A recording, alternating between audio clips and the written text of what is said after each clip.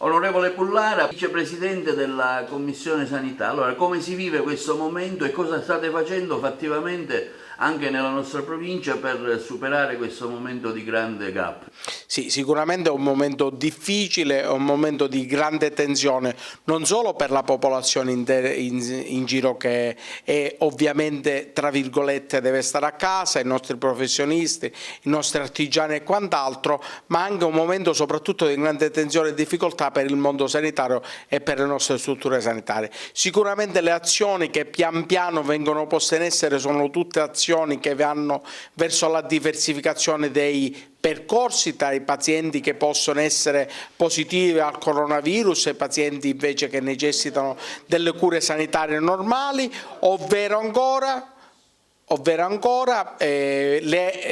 riuscire ad attrezzare le terapie intensive, riuscire a fare in modo che ci siano dei posti Covid. In provincia di Agrigento ne sono stati creati 38, in più c'è stata questa ottima convenzione e sinergia con l'azienda sanitaria di Caltanissetta che hanno il reparto di malattie infettive per poter accogliere in prima istanza gli stessi pazienti Covid, così come quella di riuscire ad attrezzare ulteriori posti di terapia intensiva utilizzando le sale operatorie dove insistono i ventilatori polmonari. Insomma, pian piano una serie di azioni che consentono di poter, qualora ci sia un'impennata dei malati gravi, dei pazienti gravi, di poter reggere l'urto. Certo, io ho detto e non dimentico una cosa, distinguiamo che l'unica cosa che noi oggi possiamo fare e che il consenso civico dobbiamo fare è rimanere a casa, perché a differenza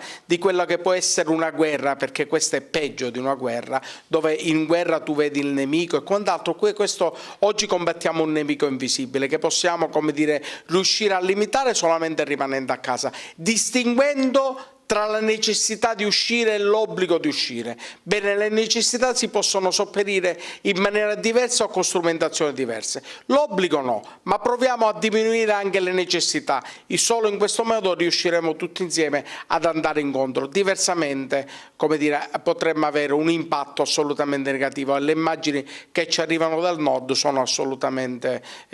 parlano da sole. Ecco. Cosa è emerso oggi dalla relazione all'assessore Razza al Parlamento regionale? Sì, è emerso tutto questo gran lavoro che è stato fatto sui due binari, uno quello delle attrezzature e della strutturazione di posti Covid e di terapia intensiva e quindi con le attrezzature, le necessarie eventualmente individuazione dei cosiddetti Covid hospital eccetera, quindi da un punto di vista la linea della strutturazione e attrezzature e l'altra il reperimento del personale attraverso appunto diversi bandi, sia personale medico che infermieristico che OS. Certo, è emerso pure in aula nel piccolo dibattito che è stato fatto, è emersa una cosa, la difficoltà di avere immediatamente il risultato di quelli che sono l'analisi del tampone. Bene, lì mi sono permesso di suggerire nella mozione che ho presentato in aula che dopo aver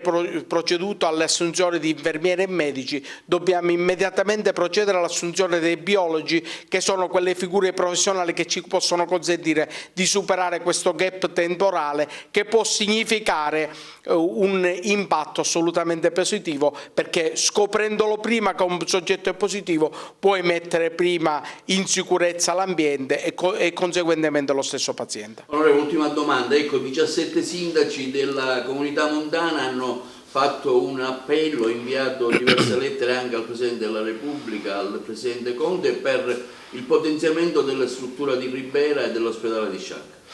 Guardi, ascolti, è di poche ore fa, di ieri, la notizia che a Sciacca, in ordine ai fatti accaduti per un'impennata dei casi di coronavirus, è stato, come dire, nominato un commissario ad acta. Orbene, sicuramente gli ospedali di Sciacca e Ribera hanno bisogno, così come tutti gli altri ospedali, di essere, come dire, sorretti e quant'altro. Forse oggi l'ospedale di Ribera, perché ha tutta una serie di tecnologie all'interno, a cominciare da sale operatorie nuovissime e di ultima generazione, può sicuramente rappresentare un ottimo polmone per poter, come dire, assorbire vuoi malati di coronavirus, quindi individuazione come Covid Hospital, ovvero ancora come sostituti di quelle branche che non possono essere appieno svolte presso, in questo caso, l'ospedale di Sciacca.